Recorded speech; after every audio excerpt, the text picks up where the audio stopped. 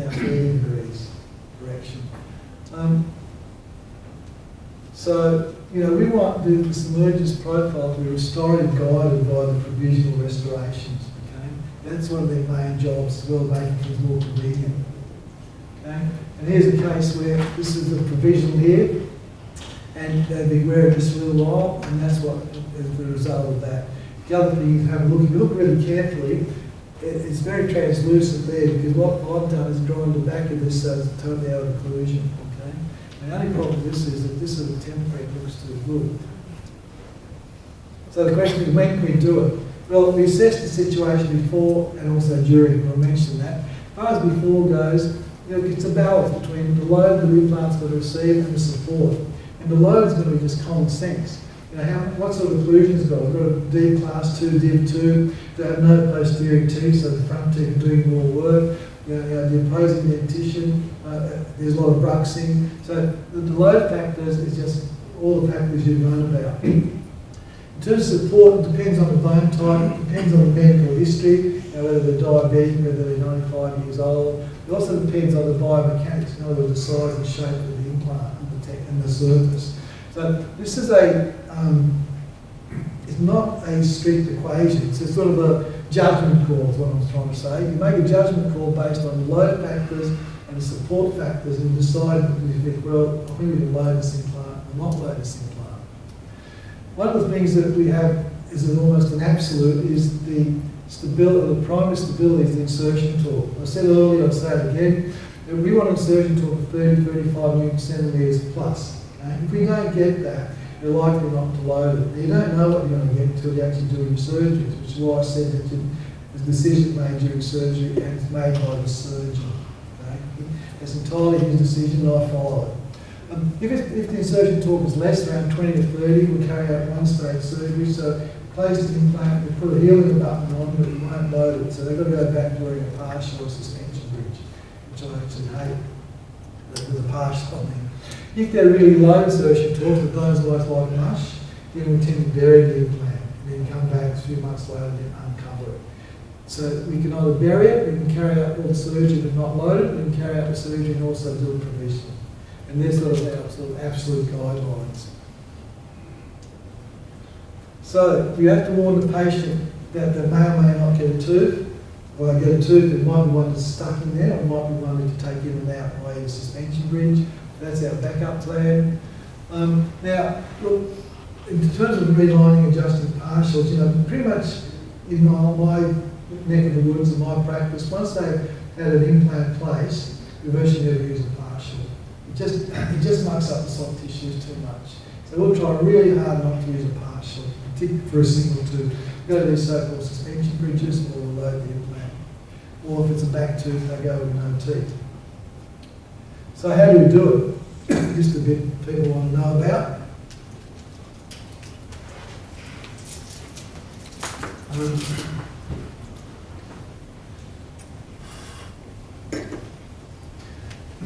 Basically what we do is, I'll explain a bit more in a minute. We take an impression during surgery, except we don't, and then we take it to the lab and we make provisional, this is for a single tooth and single anterior, and we'll insert that provisional in a day.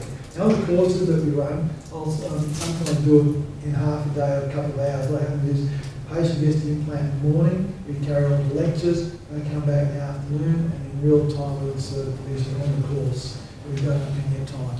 But because of logistics, most times we'll do it a day, even 2 days, even 3 days later if it's a weekend, etc.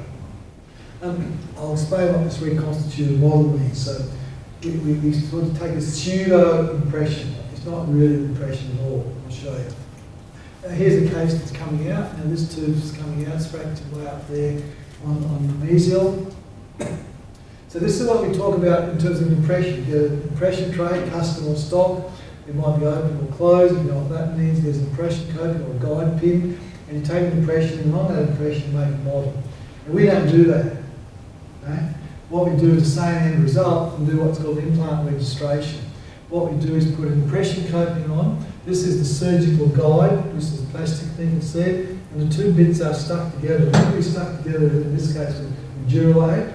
You can use light curing, GIC, whatever. So you connect that to that, and then that makes a model. We'll show you. Okay, so this is it happening. There's the surgical template. There's the implant going in. There's the impression coping going into the implant. And then what happens is we durolay that to that. So that go again. There's the implant. There's the impression coping. And we durolay, that's inside there, of course. We couldn't see it otherwise. So that impression coping is durolated to this occlusal and this stent. So because they're durolated together and this is screwed in, you can't undo this now. You're stuck with that, which is screwed in until you undo it. Okay? It's so easy. I've done it on the course. If anyone wants a bit more detail, come and see me. We do it all. This is done during surgery, and I'll show what happens next. So we've got that in surgery. Then you go back to the lab. That's it there. So that feeds that. And then you dig out a big hole, so you put a replica. There's your implant replica, it's attached to the impression coping, and then you dig that out so you can relocate and sit on a model, and you pour stone into there. You take that off, and that's your reconstituted model. No soft tissue. So you go from that. And that's the same end result as if you're talking impression. And there's this back to this case. So there's our stent with the impression coping. There's the model being reconstituted. We'll stone into there, and then you make a provision on that. This is the other 5-minute job. And the way we do the provision is we get a denture tooth, we sticky wax it there. We get this component, which is a temporary cylinder, a titanium temporary cylinder. We opaque it, we marry the two together. You want to see how well the surgeon's done in terms of what I call a bullseye. It's got to come out and see good. So the other thing we do is we under-contour the provisions. This is the next day, and still got sutures in, and we actually under-contour those to that the computer come into it. You also keep it out of occlusion, as you can see there, wherever possible. And that's provisional, that's the contours is what I'm after of the final. Okay. Just another case. This tube's coming out. I don't care what the endodontist says, this tube's coming out. And there's the durolay registration. There's the lab. This is at 2 weeks. That's 4 weeks. Now see the so-called black hole. Now we want this to guide those if possible. This is 6 weeks. There it is completely. So I just showed patient start to finish. One thing I keep drumming with people is this patient's been congenitally missing laterals. You need to take photos, you take photos and study models like without the partial. It shows you a hell of a lot of information, and it's not a big ask. We want to do both with and without the partial. Okay? And that's just, again, with and without the partial. There's a study model with and without the partial. Okay? There's a study model. So here we are doing the surgery. The surgeon's doing the surgery. There's a template. There's the 2 implants. These are actually platform switch, regular narrow platform switch with a tri-lobe. There's the surgery being done, courtesy of my surgeon. Therein is putting the impression coatings, okay? Very neat flaps, for want of a better word. So then the stent goes back, and you durolate the two together. A bit hard to tell what's blood and what's durolate, but it's in there. So then that comes back to the lab. So the patient goes home like this with 2 healing abutments. They come to us the next day. So there's the surgery, there's the lab, there's the provisionals based on this reconstituted model. That's inserting the temporaries, provisionals. This is an insert, again, black holes. This is a week later, 2 months later, 4 months later. Now look what the provisional have done in terms of guiding the tissues. Okay? So I've got hundreds of these, literally. It's a fight to see which ones of my babies I'll leave out. But, I've heard guys on circuit go, oh yeah, tissues aren't smart, they don't know they're supposed to follow this provisional. Well, I've got smart tissues.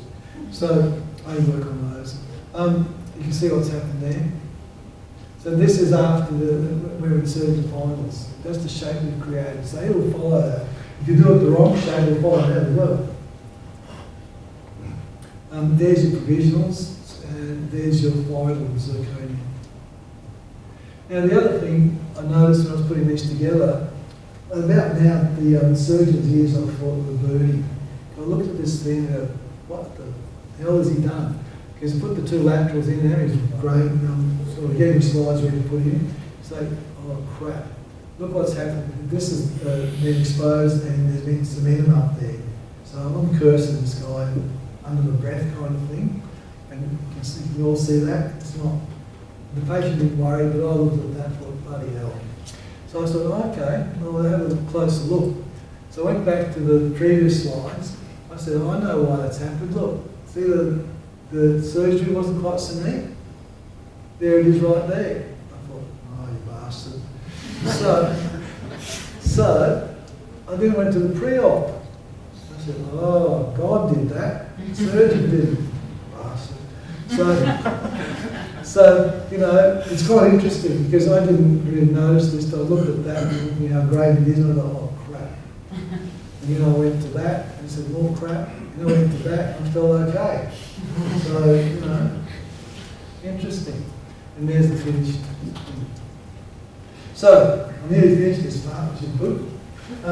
There's three lessons that I'd say, three points.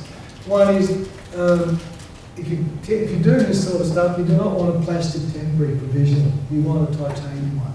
These are meant to last 2 or 3 months at best. The screw can actually pull through it, they break, they're just no good for long term. Long term isn't 2 or 3 months. You want titanium. There's a gauging and non-gauging. Also, you can see the difference with the radiograph. These are provisional where they're hollowed out, and this is the final, you've got a platform switch. So the first thing is, don't use PEG cylinders. PEG stands for polyether ketone. They're good for some things, but not for that. The other thing I'd say is, you've got to be careful that, you know, if you've got an inexperienced surgeon, they'll say, oh, I'm going to put this thing 2 or 3 mil or 1 mil or whatever their criteria is above the sort of mucogingival junction. I've seen it, and you do that, and you can't restore it very well because the crown's got to start here. You're going to have a very short crown. You're going to overlap, ridge lap that, it doesn't work. So you want your reference point to start, I've heard all sorts of things, across from the T5 side, that's not as good either. You want to start a couple of mil from prosthetic setup on your template. So you've got a surgical template there, and you start 2 or 3 mil above that. If the bone's too low, you have to get rid of some bone. If there's not enough, you can add some bone. But I want the implant to start a couple of mil above that line, not a couple of mil above that line. And the last thing is, you know, some of you, for narrow spaces, several companies got sort of very extra narrow implants. This is one from Nobel. It's Nobel Active 3mm with a conical connection, and designed to have only in low bearing areas. The big thing is it comes with this giant warning that you only torque this to 15 Newton centimetres. I've had maybe 2 of these have broken the screw because the dentist has automatically gone to say 35 and go, oh crap, it's broken, there's something wrong with this that they've given me. Well, you've got to go to 15, okay? So this is their diagram, low load areas. But sorry guys, I don't use, like I said, I don't work for Nobel, I don't use them for these sort of upper laterals where they show it. The reason I don't use them, I don't like them there, is because these 3mm ones can only come with a metal abutment. People get caught out. Because pretty much 99% of my anterior restorations, be they tooth supported or implant supported, are all ceramic, meaning zirconia usually. You can't get the zirconia button for that, it's too small, too narrow, and the only one's available are metal. Because it's a metal, you're going to have basically like a PFM type situation. And I don't, so I'd rather have something else, which I'll show you.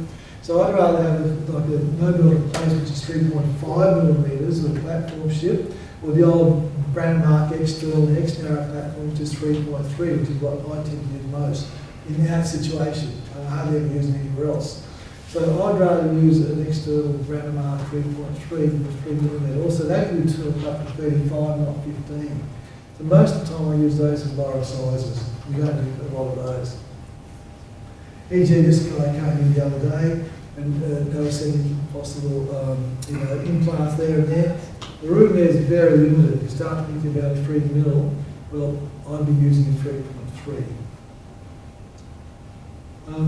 So in terms of temporaries, you can do a temporary to a fixture, and immediate temporary abutment, which you do chair side, which I'll show you, or suspension bridge.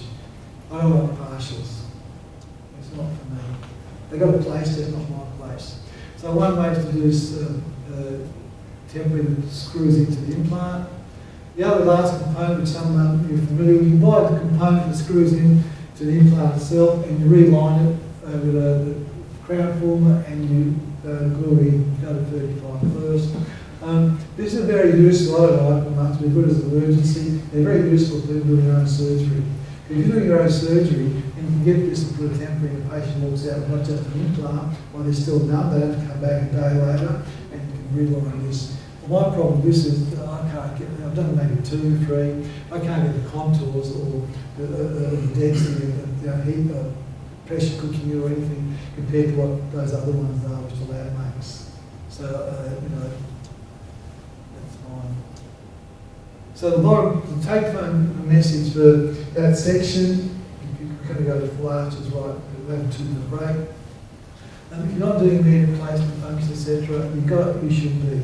There's absolutely no reason why you don't. You do it where it's appropriate, which is sort of, like I said, 70% of the time maybe. So, that's not bad. We have a 30-second break, and I'll show you a few things on full arches. Any questions?